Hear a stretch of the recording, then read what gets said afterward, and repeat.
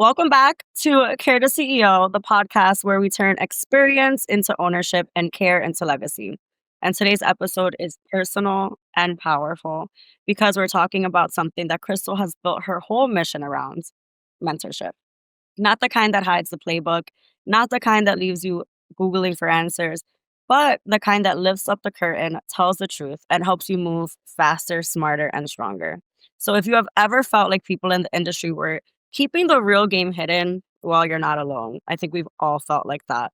And Crystal's here to share why mentorship matters, why gatekeeping is a dead end, and how she's helping new care CEOs build what she never had access to. So I'm so excited to talk about this with you. I love hearing about your mentorship and Yes, thank you. all the things you have done to become the amazing mentor you are. So, Thank you. Thank you. absolutely. Oh my gosh, and episode 11, shout out to episode 11. I'm so happy to be here with all of you, and we are going strong. Our success is not up for discussion anymore.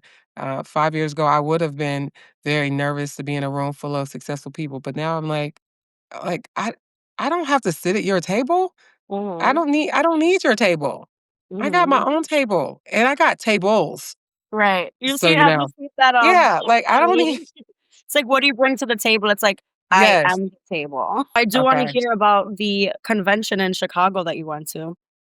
Okay, oh my gosh, amazing. It really was amazing, and what was I'm not gonna lie, I felt so special at this event because I didn't know how much, like, time and energy they put into really, showcasing, all of the panelists, and several of the panelists, I think most of them were doctors. I'm not a doctor, but what was really interesting is everyone thought I was a doctor, and I had to keep telling everyone, "I'm not a doctor." Like, "Oh, Doctor Smith, tell me, how this or how you go about that or just your thoughts on this," and I'm like, "I'm gonna correct you, I'm not a doctor, but man, wow, that feels so great, but I'm not." But again, it's just one of those things. Also, we've talked about imposter syndrome so much, and that just goes to show you, like, I had to keep telling everyone I'm not a doctor, but they wouldn't believe me, like, no matter what. Was that convention a lot of doctors?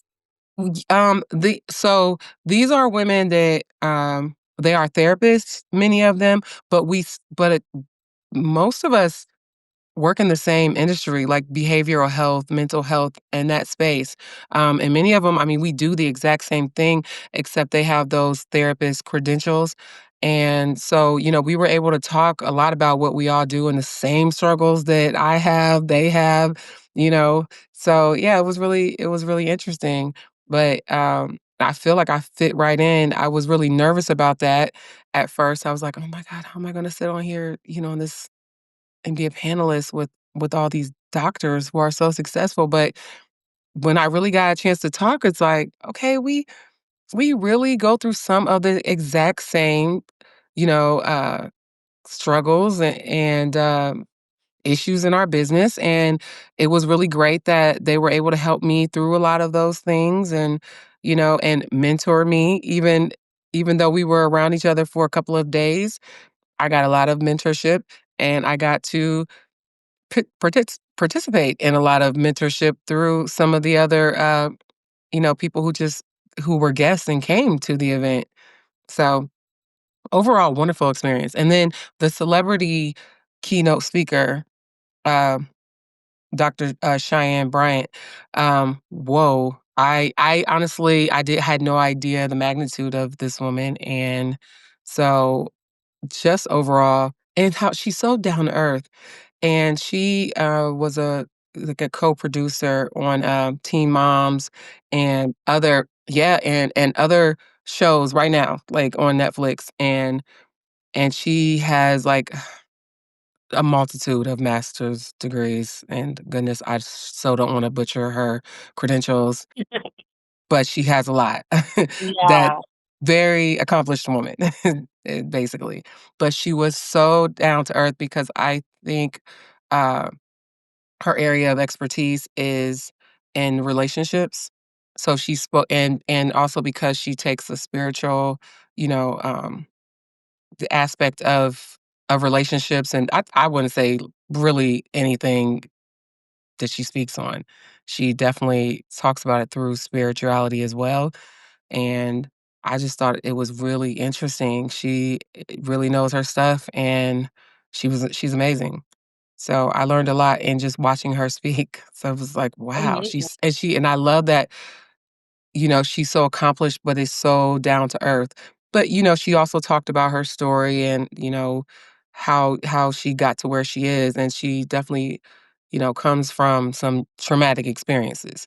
Um, but I just love that she was so down to earth. I just love down to earth people. I'm not gonna lie to Mhm. you. Like I love people that, they could be so accomplished and and then you go and speak to them, you're like, wow. I mean, you're like the girl next door, the guy next door, um, but they can still be super incredibly intelligent and accomplished, but they're also so easy to talk to and Absolutely. humble and all that good stuff. So yeah, it was an overall great experience. That's It awesome. really I feel was. like one of the first episodes, like first or second that we started doing, I think that was one of like the moments where we were really excited about this podcast, that down to earth, that humbleness, that coming from traumatic and hard, hardships and Yes, rough absolutely. and A becoming absolutely. mhm, Yeah, uh, absolutely. And just becoming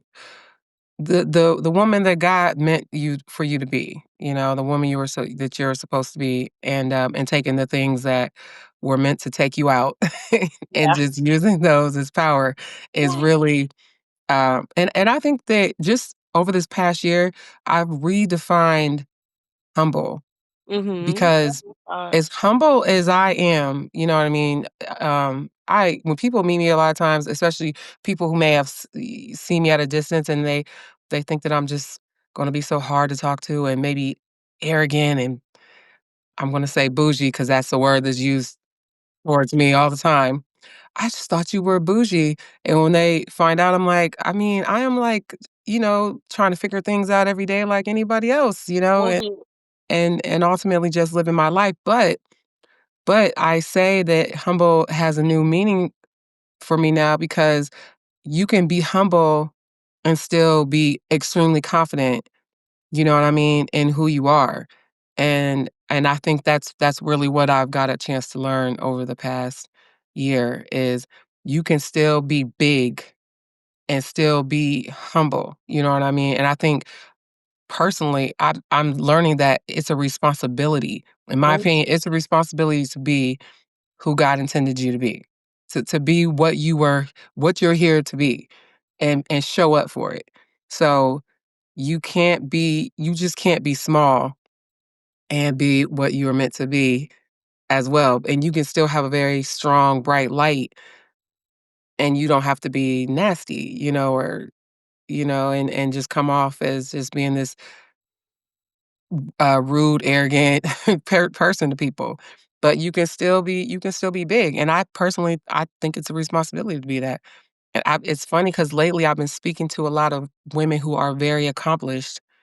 I mean, like really accomplished. You know what I mean? And very wealthy. And once again, you see the imposter syndrome strong, very strong. There and I'm like, really? I think it's been a whole year of that for me. You How could you know what I mean? You have everything, but you still see that showing up. And I think what I'm really learning because I've been like I said, I have conversations with women all the time now just about these very things. And I'm like, so what makes, why like are you having those issues? But a lot of it is based around for us, for we women, wealth, the idea of making a lot of money, the idea of being big, like, you know what I mean? And people thinking that you're like, "Oh, who does she think she is?" kinda thing.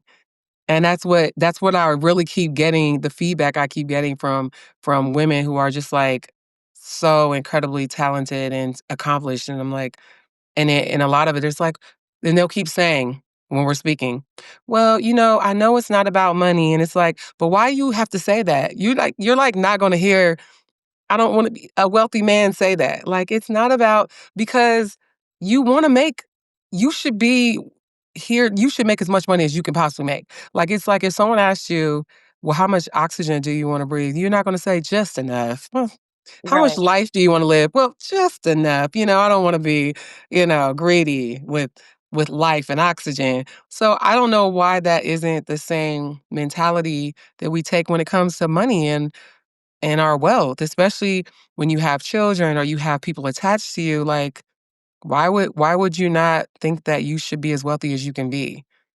I mean, I don't understand. So anyways, It's true what you were saying, because I think that there's such a stigma with women, even yes, when we're growing up, where we always are made to feel like we're supposed to be smaller or not right. take up space, or that's Yes. what we're taught, and what society has Yes. made us feel, and that's why like saying, "Oh, she's bougie," or "She thinks she's all that. She thinks she's better than everyone." It's like, and then people meet you and you're actually like the nicest, You're sweetest like, person. "No, I I'm my whole life, so I get it, and it's right, so right." But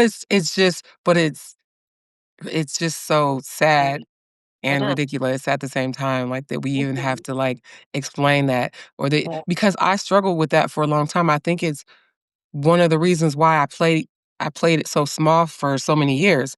And mind you, I've been a business owner for a really long time through, Mhm. doing multiple different things. And one of the big issues I had is making a lot of money, and just feeling like, oh my God, like I don't wanna seem that's and now today, that's insane to me. I'm Mhm. like, yeah, so I happily when people are asking me what my goals are, I wanna be wealthy, super bit wealthy. I wanna create generational wealth, and I proudly say it because today it feels like a responsibility. Like, Mhm. why wouldn't you I was speaking to someone Jewish recently, and that's what they were telling me, like, in their culture, um, and oh my goodness, I so this is not a cultural statement by any means. I just was mentioning that, you know what I mean? Someone from a certain background, I was having a conversation. I didn't know this. They informed me that in their family that the idea of becoming successful and wealthy is a responsibility, is what they were taught. And I just thought, wow, that is that is something that I am gonna teach my children and grandchildren, that it Mhm. is your responsibility to be the best you can be. Whatever that means for you, though, with the understanding that means something different to everyone. Absolutely. Yeah. Absolutely, and it's like you said, it's not cultural, but it's also just anything that you're taught and It you're learned it's is a just so learning. yeah, it's what this person was taught, and I was like, "Wow, that is amazing," and that's something that we should all pass down to our children Absolutely. or loved ones. That's a great mindset in my opinion because it really just kinda confirmed something within myself because it's what I have been thinking and feeling lately, and so someone mentioned that, and I thought, "Yeah, like, that's how I feel." And I was asked a question recently on I don't even remember, but I know I just remember the question was, "When you go into a room full of successful people and, who are wealthy, how do you feel?" And 5 years ago, I would have said, "I feel small. I feel like I don't belong there. I feel like I'm an imposter trying to be like them." Today, my answer is, "I feel at home, like, at I home." love that. Like, I really do. Like, "Oh, yes, these are my people." And not because they're wealthy, because, again, wealth has a different meaning for me. It's like your mindset, your energy, your intentions, it's like, and being able to reciprocate, what or get reciprocated what I'm putting out to people, that is my ideal of wealth. Wealth also for me has to do with the lifestyle that I have the ability to live. It's very important to me. Sorry, but I mean, if I like Starbucks coffee, I want to be able to buy Starbucks coffee. I'm sorry. Right. You wanna live without limitations, and you work hard for it. Sorry. And like I Absolutely. said, I tell people all the time, I had a whole ramen noodle season. It lasted, I swear, like 20 years, So, I've been there, done that. I had every flavor, done everything you can do with ramen noodles. add hot sauce, adobo, Okay. all the different And then things. put chicken in it, beef in it. I've done everything with ramen noodles. I know what it is to live in poverty. Been there, Mhm. done that. I know what it is to live without. Yeah, and I'm good. If I But don't that's have what to, makes I you don't such want a good to. mentor too, because you know what it's like to have without, and now you Yes, I position do. yourself to Very much so. I do. Do I know? mhm. Still lived without for more years than I didn't at this point. So, yeah, And absolutely. it's I just loved I wanna touch on the fact that you said you walk in to this room now and you feel at home and you're like, these are my people," and not suffering from that imposter syndrome because I Right. remember even when we started doing the first episode, this was not your No. Oh my all. goodness, that first episode, All. I swear I could have had a panic attack easily. I mean, even if I hit it well, that's the truth is, I was like, "Oh my god, what are I you doing?" remember. I remember just trying to talk myself out of it, Mhm. like, "What are you doing? Why would you sign up for this?" Mhm. And I remember you saying even, in terms of your experience with going to these conferences and doing these networking events, still feeling that imposter syndrome. So within not even a year for you to have this complete new outlook and I do, I this do. confidence I is still like love going to different events and, where there are like-minded people. I still like being in the room with like-minded people, but I don't feel like an imposter anymore. And like I said, because most of the time you can't even I can't even convince people that I don't belong there. Even mhm, when I try to, they're like, yeah. As a matter of fact, now I just went to go buy a car recently and it's how I guess is how I was dressed. Even though I wasn't like dressed up, it was like I had a casual business outfit on that even though it was really comfortable, I guess it gave luxury. So like mhm, the owner came out because I'm just, I'm trying to buy like this simple mhm. vehicle.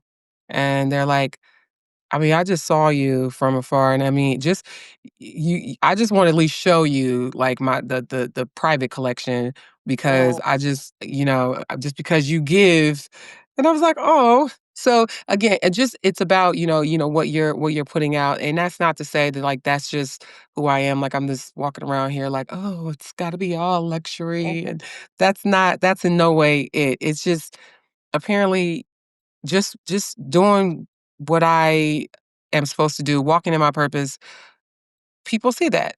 They mhm, know it, they feel it. You know what I mean?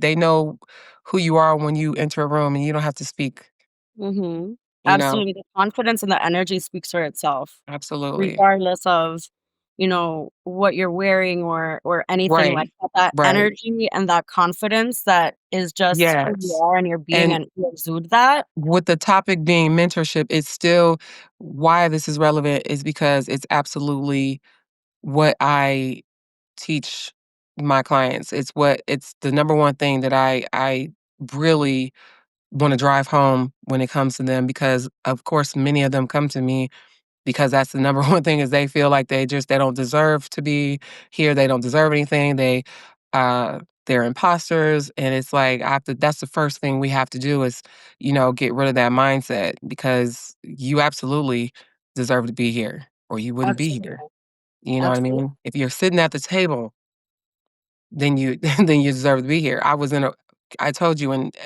just 2 weeks ago, I was in a fashion show in LA Fashion Week, right? Um, and by no means, my gosh, am I like a runway model. That. Yeah, yeah, Yeah, yeah. like so not a runway model, like at all. Mhm. Oh my gosh. But I had the opportunity to do it. And I did it, even if I'm not like what you would call a model that like, a Victoria's Secret model or something. I did it. Um, I didn't even allow myself to go in there with that imposter syndrome, like I don't belong here. I was like, I absolutely belong here because I wouldn't be here. The proof is Exactly. that I'm here walking with you and other models that do this all the time. And that's why I'm supposed to be here because I'm here. So Absolutely. otherwise, I wouldn't be here. So I'm just allowing myself to just, not even think those Mhm. negative thoughts based around being an imposter anymore. Like, I'm just like, I'm you know what I mean? And when I study the greats of any industry, because I study the greats from whatever industry, it doesn't matter. I mean, you could have been a great pastor, you could be a great scientist, like I like to study their stories, and that's the number one thing is you have to constantly do that mental work of not allowing you to get in the way of you. Not allowing those negative thoughts to creep in there. Like, no, no. So now I'm like, no, Crystal, no, no, we're There's not the even first going crystal saying, "Don't let right. you get you." There you go. Yeah, no, we're not even gonna do that. You're here, you belong here. Now come on, let's get this thing done. Absolutely, and if I feel like if there's somewhere you wanna be and you feel like you don't belong and you're not there yet, it doesn't mean you can't be there. If there's somewhere you That's wanna right. be, make it your business to be Make there. it your business to be there. That's right. And then, because then we do that, and then we get there, and then now we don't think we should be there. So it's Mhm. like, no, nope. It's such a, You're like, a mind twist. Yeah, Like, it is. It's you wouldn't and the bottom line is if you weren't supposed to be somewhere, you wouldn't be there. Then, you know, the universe wouldn't have aligned for you to be there. So, like, absolutely. own it, do what you gotta do while you're there, and that's that, and do your best. Absolutely. But okay, so I'm excited. So Crystal, take us back. So when you first started, did you have a mentor at all, or what did like the early days of figuring out this business really look like for you while you were doing it alone? Well, okay, so we'd have to go back to before this business because before being in this business, I just had to figure out business. Uh-huh. Um, I didn't have a mentor initially. What I had eh, that did work in my, for me was the fact that my father always talked to me about business when I was younger. And he always talked about my great grandparents who were on the farm and used all the things that they made from that farm to sell to the local grocery stores. So he really instilled something in me then. But then, my dad was just, he worked and he really didn't get a chance to follow through with a lot of his business goals. So I just kind of took that on. And I researched, and I mean, this is back when, we didn't have cell phones. So we had phone books. So I would take listen, the phone book was my best friend. I mean, it was always right by the couch. So I was a single mom. I had a phone book, and I would just go through that phone book, and I would make phone calls for hours. And you know what I mean? Because like I said, there wasn't Google. I talk back when I'm in my like late teens to through my 20s. Um, and I would just go on that phone book and I just call and call and call all day long, having conversations with random people all day long. And eventually, I just started figuring things out because one person had this wealth of knowledge and they might share something with me, but then a lot of times people would gatekeep, which I experienced that mostly, like where they don't want to tell you anything, but they didn't realize that a lot of times in trying to not tell me something, I was listening and I still heard something. So it was like a puzzle for me initially, if I'm being honest. A puzzle that I was very willing to work through. I was very willing to take something simple someone said to me, even when they were trying to discourage me and say, but I heard that part. I know you're just trying to get me to go away, but like I heard that part and I'm going to find out what you meant by that. And that's what I spent years doing that because otherwise I really didn't have a mentor to just go to. I didn't have a person to just go to and say, "Hey, well, what does this mean? How do I do it?" So I stuck to that until eventually I found myself being led into the daycare world, especially since I was a single mom. I felt like, well, I can start a daycare, take care of my children and other people's children, and I had a 24-hour daycare. And I mean, even children even had to stay the night sometimes, and I had to get them up for school in the morning, and I was like a one-man stop. So yeah, I know that's a very loaded answer, but, Oh, um, yeah, but that's yeah. how I had to figure things out initially, but now, oh my goodness, I'm a person who really the things that I had to suffer through earlier on, now I probably have more it's why I like to have, like, 3 of everything now.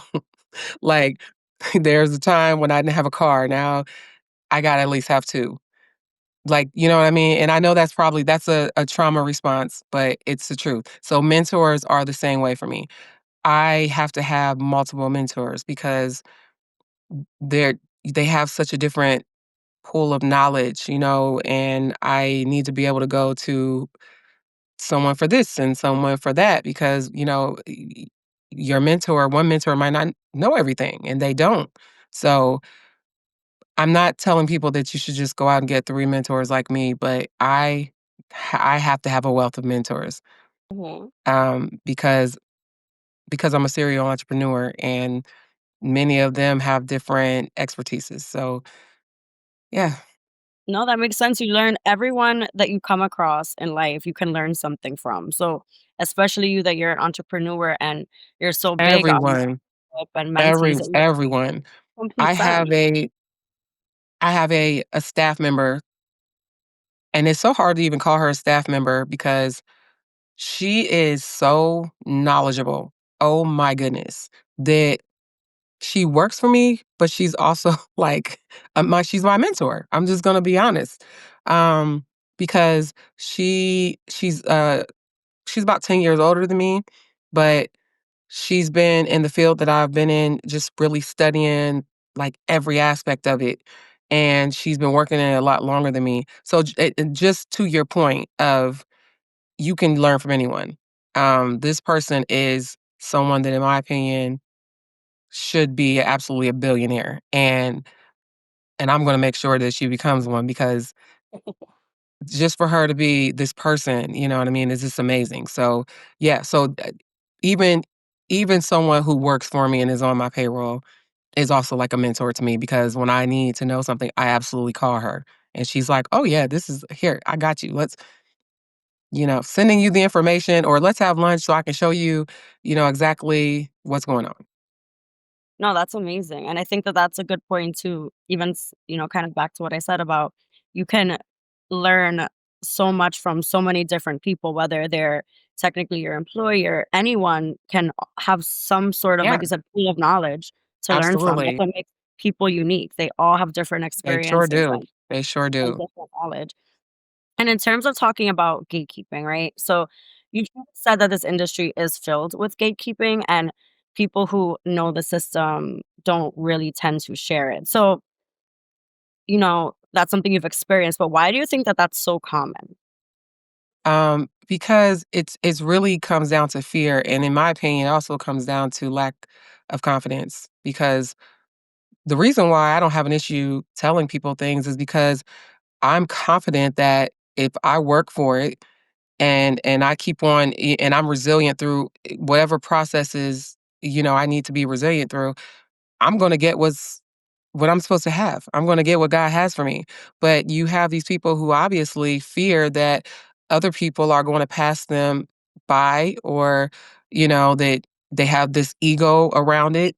And that's why the industry it keeps other caregivers stuck, and not just in this industry, but any industry. It doesn't really matter. But I think people weaponize information, and I just don't want to be one of those people.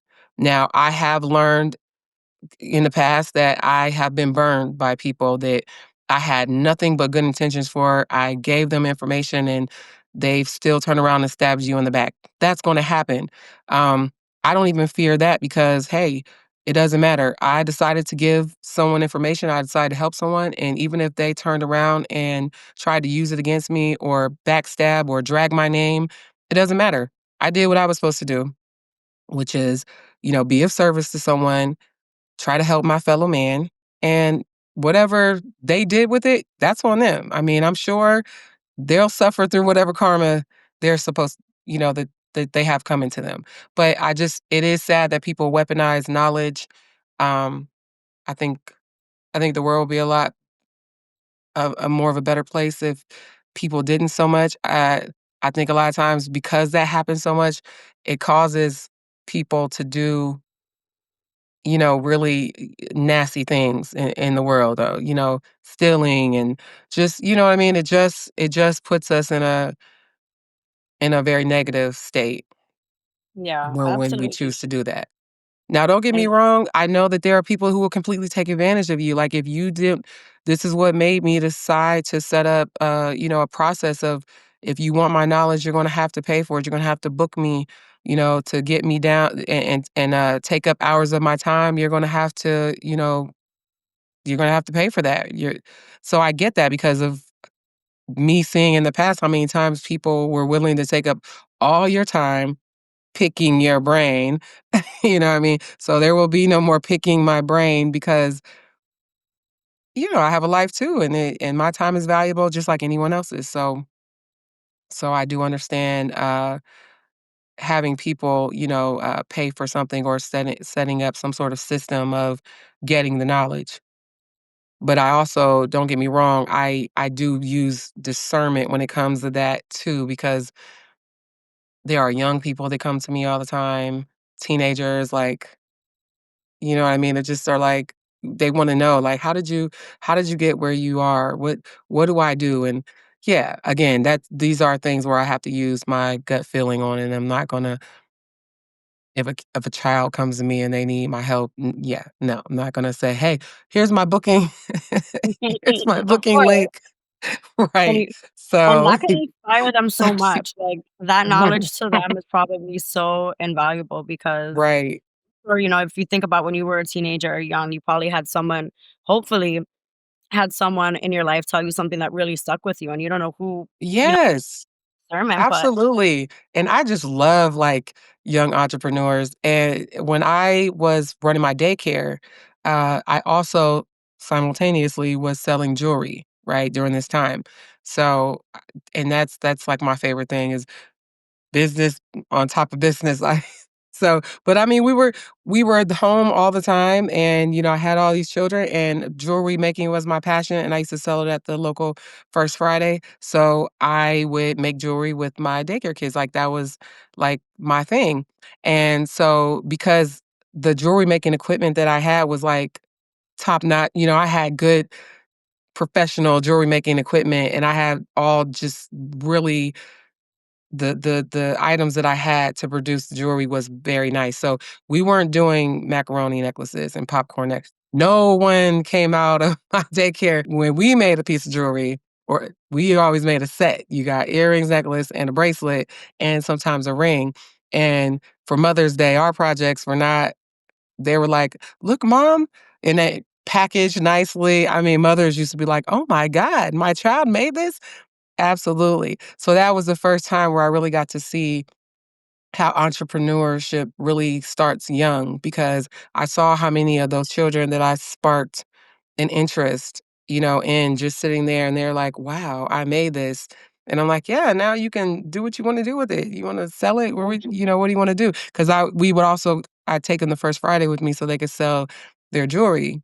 And Aw. and one of the girls, she ended up starting to sell to her teachers at school.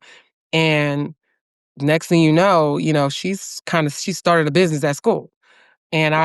I had to donate like half of my stuff to her to get her started. So yeah, I know. Sorry, I've gotten off on a tangent. No, no, I Sorry. love it. I did not know that at all. I think that's so fun. I'm like, this whole time Yeah. I'm curious 'cause I wanna see what it looks like, but as you're saying that, what I'm thinking about is that was you being a mentor even back Yes. then Yeah. It and absolutely having to was. know. Even when I just told that story, I'm like, yeah, dang, I started this a long time ago.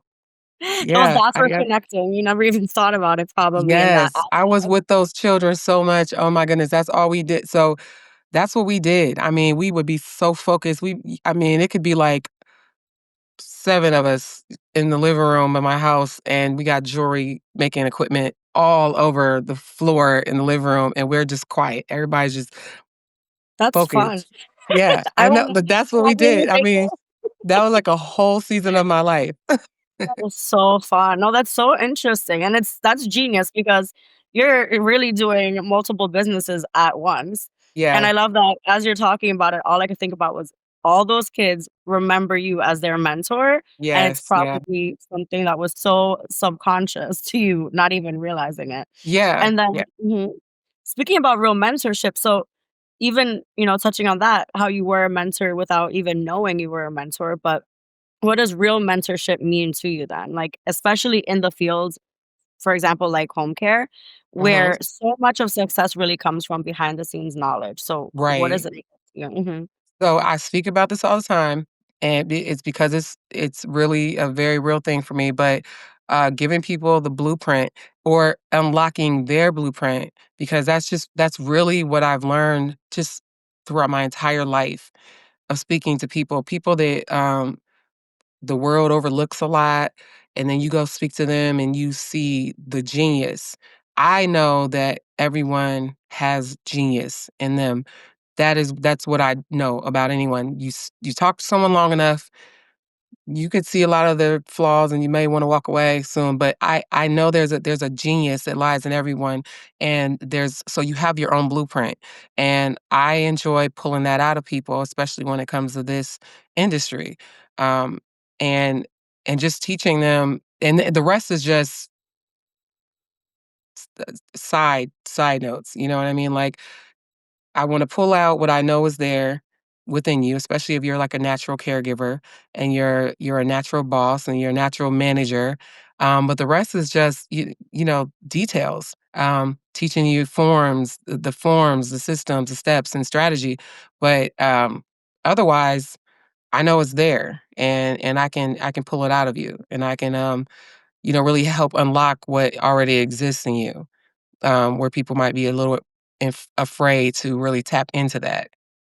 But if I start talking to someone for 5 minutes, I'm like, oh my gosh.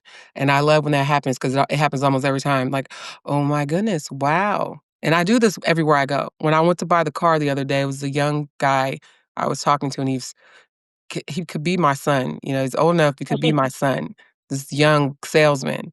But after I talked to him long enough, I was like, "Oh my god, like, you are seriously, like," you could just see all someone's potential. Mhm. So yeah, that's I think what makes me a good mentor is I can see that in people, and I'm like, "This is how you really win." You know what I mean? Like, even if we're talking the home care industry, like, this is what I really can see. Doesn't mean they always see Absolutely. it for themselves, but that's what I try to Right. pull out. Mhm. But that's what you're good at because sometimes Yeah, people can't see what they're good at, and absolutely, that potential absolutely. could I help you mean, recognize. the person that, uh, got me into politics and encouraged me to run as for council, I thought he was nuts. I thought he was absolutely nuts. I would have never. When he first came to me, I think I laughed and I said, "That's the most insane thing I ever heard." Like, "No," and he's like, "But you're a leader." And I was like, "Yeah, no, I can think of like 10 people in this community right now that would be a better fit for this." And I remember saying like, "No, I can help you. Do you want me to help you find like a better person?" They're like, "No, you're the person. You are the person." And I was like, "Oh, I mean," and I did, and I ran and I won. But I Wow. never would have if he wouldn't have helped pull something out of me that I literally I did not see that for myself. Mhm. So, that's And that's that goes something that back I to took with you me. having that goes back to you having your different mentors and your 3 mentors and how Yes, yes, each person has a yes, different knowledge, yes, and them being absolutely. able to see that in you as well. And at this point, you probably have so many people or moments that come to mind, but can you share a story or a moment from one of your mentees, maybe someone who came in completely overwhelmed, and what really changed when they actually had access to your system? I had a mentee, and I spoke of her before. She was just on the brink of, um, finishing all her documentation and getting licensed, and it was just like one thing that was holding her back, and she was about to give up everything because she was pivoting from one industry into this industry, a totally different industry. And I could see that she was like trying to talk herself out of it. I've done that lots of times where you're just trying to come up with any reason to quit, even though you're, like, right there. And it was, insurance that she didn't have. She didn't have the insurance, and she couldn't everywhere she called, they were denying her, because a lot of times in this field, uh, certain insurance companies don't wanna insure us just because of the nature of what we do. So she's like, you know, I'm just gonna, let it go, even though you spend all this time, money, energy into this. And I was like, this is so simple. This is so simple. I'm so glad you called me. Like, you're about to be insured in 5 minutes. and Yeah. and then that's it. And then, we're not gonna go back and complain about this and try to quit anymore because I'm gonna give you what the plug and you're gonna be insured, and then that's it. You're gonna turn in that application and you're about to be an agency. And that's it. And that's what we did. So that's just an example, of, me just helping people not quit and just, simple things that just make you want to give up. That a mentor is good for. Yeah, a mentor, that's what a mentor is supposed to do. Just that's it. That's what you're gonna quit for. Because even now now, that I'm at this level in my life, now there are new mountains, for me. There are new things that feel like a mountain because I don't have that expertise to grow where I want to go to. And so when I speak to a certain mentor and I'm like, it's impossible. I don't, you know what I mean? Like I said, I'm living Mhm. life like everyone else and just trying to, get through one level to the next as well. And so I still have those issues and I'll call a mentor and say, I'm done. I don't know about this. I think this is just, and they're like, that's it. That's why I got you. Mhm. And it's like, I got you after I'm going to give you the plug and that's it. And that's happening to me right now. Like, right now. I'm like, so many things are happening, and I'm like, "Oh my god, like, am I meant to do this? What is going on?" And I Mhm. call my mentors, and they're like, "Oh, no, honey, you're right where you're supposed to be. This is how it goes. This is how success works. Mhm. You decide to do something, and then the obstacles are gonna come, and the pushback is gonna come, and you push back." And that is what Mhm. I'm doing. Each next level. Yeah, Each next level, and it's like to become the expert and to become the mentor, you have to be the beginner and the mentee at some that's point, so right. it's You sure just do. you You sure climb that do. ladder. Yeah, And the people that you're reaching out to that are your mentors for that are probably a mentee to someone else because as you evolve and as you grow, especially in entrepreneurship, there's always that next level you're striving for. So it's just so interesting to think about how that cycle really does change. And absolutely. even with that, your mindset needs to shift, right? So, what are some of the biggest mindset shifts that your mentees experience from being stuck to becoming the CEO of their own agency? Absolutely. And I would say the biggest, because it's something I struggle with as well, is coming out of the mindset that you're a caregiver, um, and going into that CEO mindset. Because yeah, we were caregivers first, many of us, and it's very hard to come out of that mindset and understand that now you're the CEO of a whole company and that you really need to be delegating. You can't be the person doing all the work at this point because there is still a lot of work for you to do as a CEO. So I'm always talking to them about your mindset changing. Do the work starting from the moment you wake up in the morning and sometimes, even at when you go to bed and change that mindset, that you can't do everything. You can't play every role. That's not a true CEO. You cannot play Mhm, wear every hat in the business because you're heading fast towards burnout. Like, absolutely. And, I teach them to set boundaries immediately. Family, spouses, children, because I do it with my family all the time. I do it with, anyone around me. Like, you have to set those boundaries. Like, "No, I can't I can't be there." There are times right now where, a lot of, my clients caseworkers or whatever their supports, they want me to be at like every meeting. And I'm like, no, I'm not going to do that because that's why I'm paying people to do that. people who work with them on a regular basis, and there's no reason I should need to go crisscrossing all over town to be at a meeting that I pay people to handle. You know what I mean? At this point, as a CEO, for me, I'm looking at expanding the business, things like acquisition, just going into new territories or building on what we already have. There's a whole set of tasks and responsibilities that we have as CEO, so we can't burn ourselves out trying to do everything. So that is the thing that I'm really always trying to drive home with my mentees is stop trying to do everything, let go of that control, that need to control everything and everyone around you because I'm telling you, you'll find yourself in the hospital also, trying to do that. And I have. I have Mhm. also. So I know what that's like too. And I think, obviously, I'm not a CEO, but I've worked closely with enough CEOs Yes. to know Yes. that it's very hard for Absolutely. them to You know let how to be go one. and delegate things. You And know they don't wanna how. ask for help. Mhm. They don't Right, wanna help. So right, right. mhm. And a lot of people are afraid to ask for help in, whatever stage they're in of life, whether they're a CEO or whether they're just starting.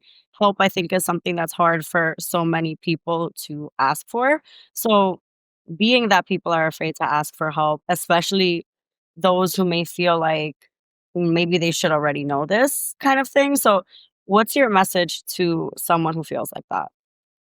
Asking for help to me is a strategy. You no successful person can succeed without help.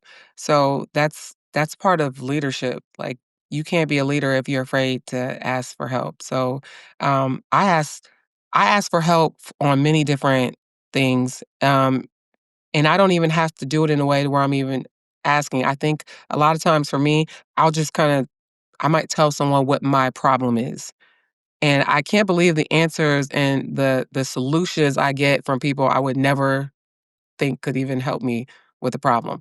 But sometimes you're just so close to situations or or the issues that you're having that you don't see where there might be the answer is right in front of you or it's something. So I love getting people's perspectives on different issues because people have different ways of solving problems that I may never have thought of. And that happens way more than not.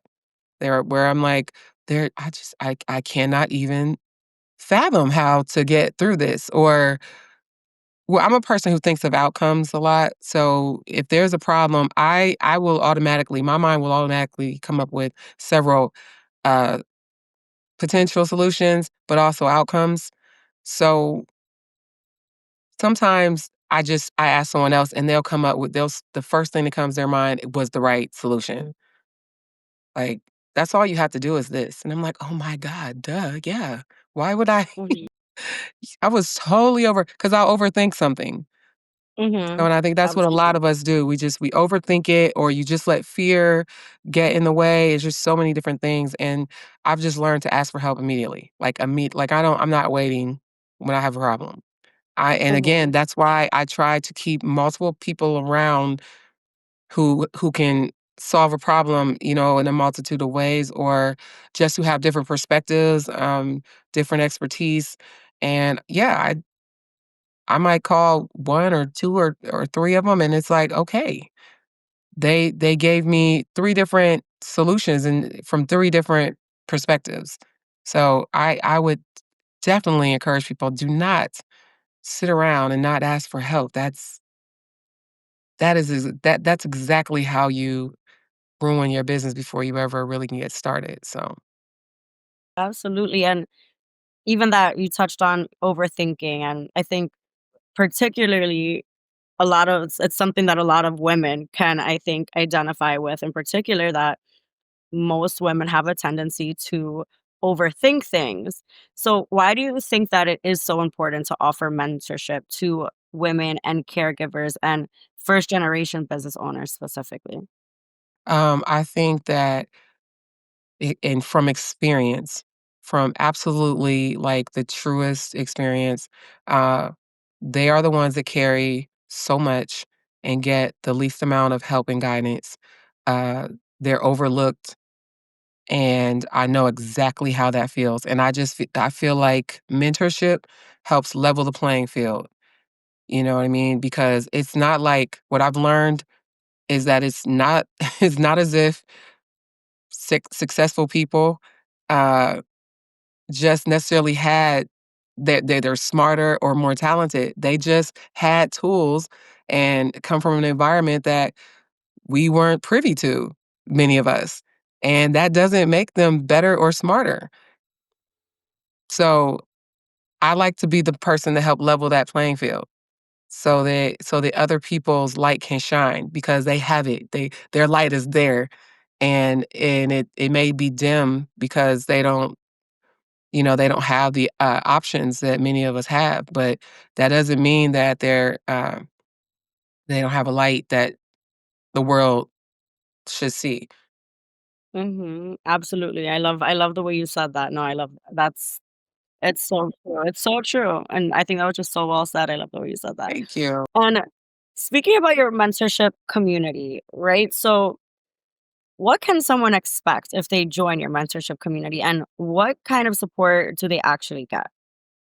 I think that clarity on many things because, I try to really give very real, uh, lived experience to people through my personal experiences and through many people that I know, and I've watched some of their experiences. Structure, because that's not something that I had initially, and even though you're constantly having to sometimes go back to the drawing board and restructure something, I do it.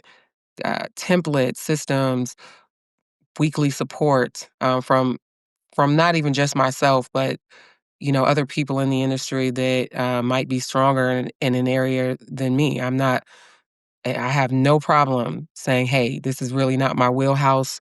I'm going to put you in contact with someone who is, but also accountability because, don't come to me saying that you wanted to do something such as start a business. And then, when I'm asking you to show up, you don't do it.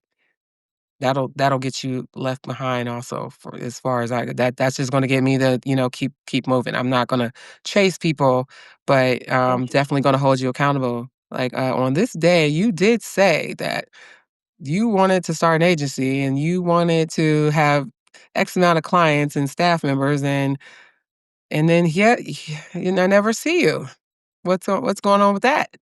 So, yeah, that's what you can get, and just the working together to build structure, for your business and support. Because I mean, again, a lot of times all you need is someone to just pick up the phone and just, oh my goodness, one of my mentors who's my friend, she's also my friend, and oh my goodness, and hopefully she doesn't get upset with me, but she's going through a actually traumatic experience right now with a family member, a very close family member, and I didn't know that, and I somehow I missed that, like, I just didn't know, um, and I called her recently asking for some advice, and when I she gave the same energy she always gives me, so I really didn't know because I had no idea, and we're just, talking, and we go into probably an hour-long conversation,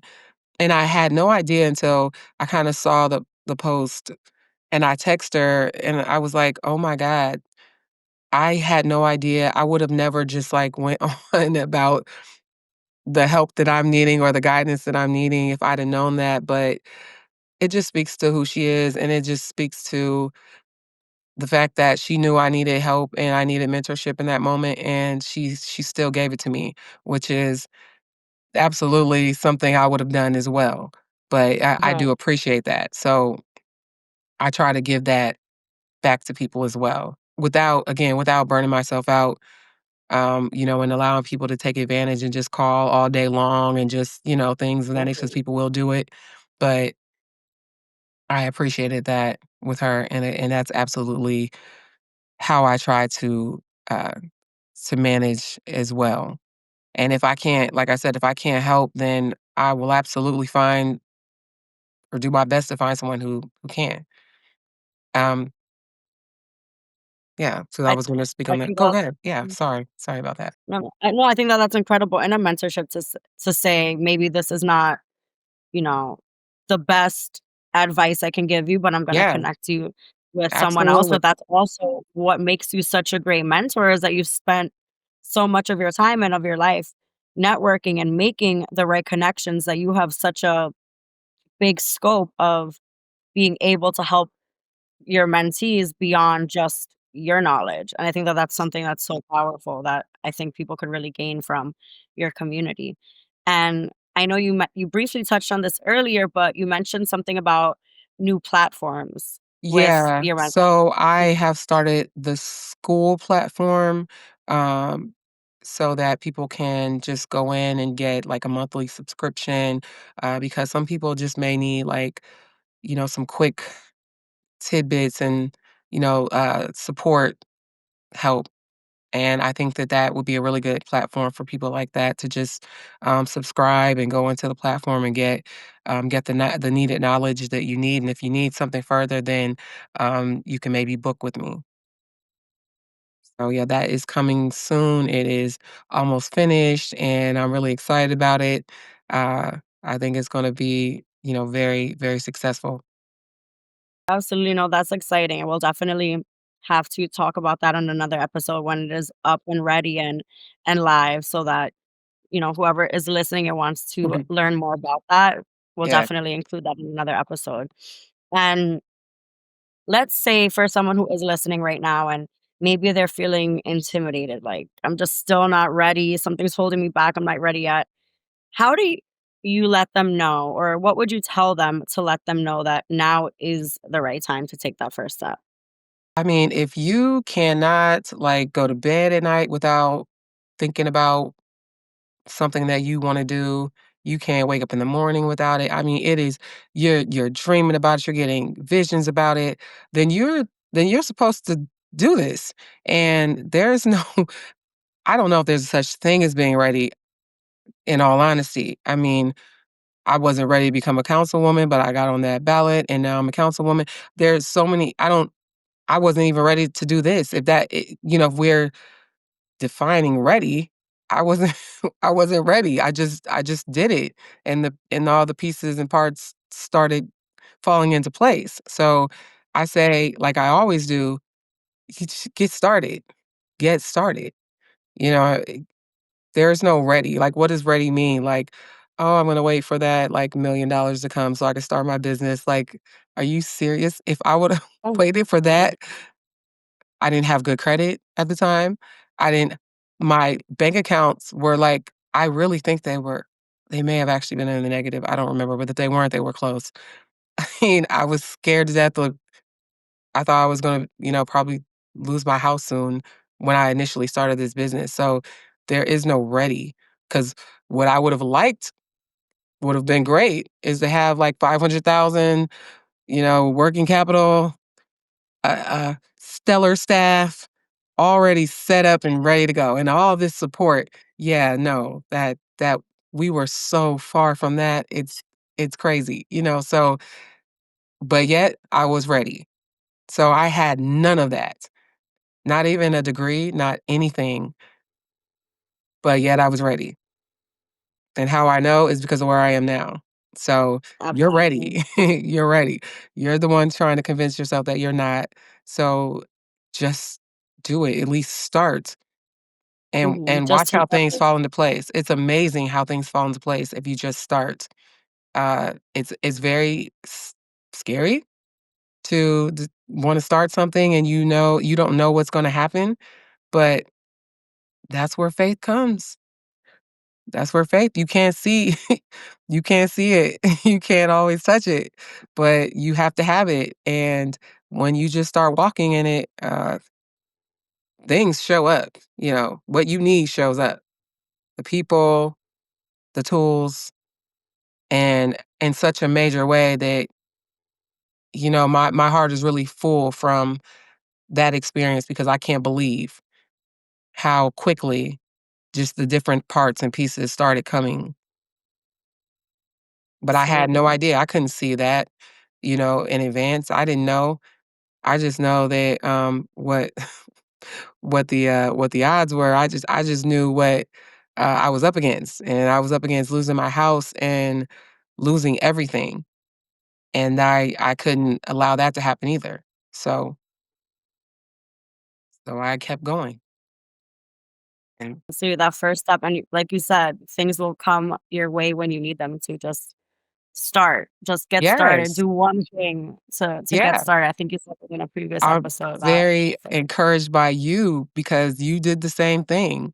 I mean, right? Mhm. I mean, I know we're not supposed to be talking about you, but you know, I am very, you give me a lot of just energy, good energy and vibrations just because you are also that person who stepped out there and the pieces start falling in order. So I'm very inspired by you as well. So Thank you. yeah. I'm inspired by you. I'm like, I cannot wait for our episodes, like, every Oh, time, because I feel like I I so look forward to our episodes. I've told you this is like therapy.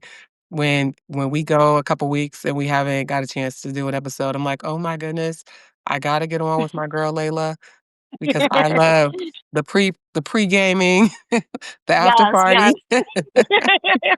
We got a little of the pregame today. I I'm know happy. we We finally pregame today because it's been a minute. So we had to pregame today. absolutely, absolutely. I so And appreciate it.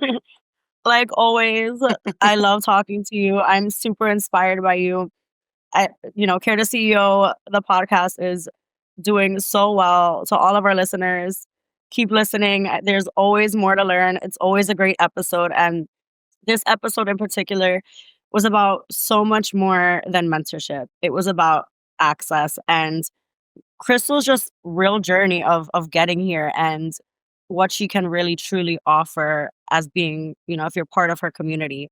So, building a care business shouldn't have to require connections and secrets or trial and error that drains your money and your time. It should really start with support, structure, and someone who's done it before, like Crystal, who is more than happy and willing to help you get started. And if this episode spoke to you at all, don't wait. What are you waiting for? Head to caretoceo.com and apply to join the mentorship community. Crystal's not just sharing tips, she's sharing the whole playbook. So until then, keep building, keep leading, and keep showing up as the CEO you're becoming.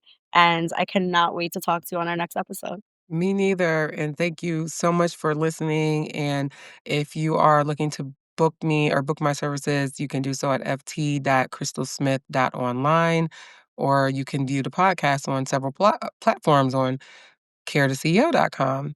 And I thank you so much. It's such an honor to be able to do this. And I just love you, Layla. Oh my goodness. I I love our love time together. Yeah. it. No, Part of I my love it. I love community. it. You're like part of my community now for I sure. know I'm honorary for the Yes, you community. I are. feel like a part We of are I am so happy to be a part of this team. So and I'm glad for the viewers to be able to be a part of this team as well. absolutely, absolutely. All right, now it's time for our what was The it? real after Pregame part. party. The real after We got party. one. Yeah. Yes, episode 11.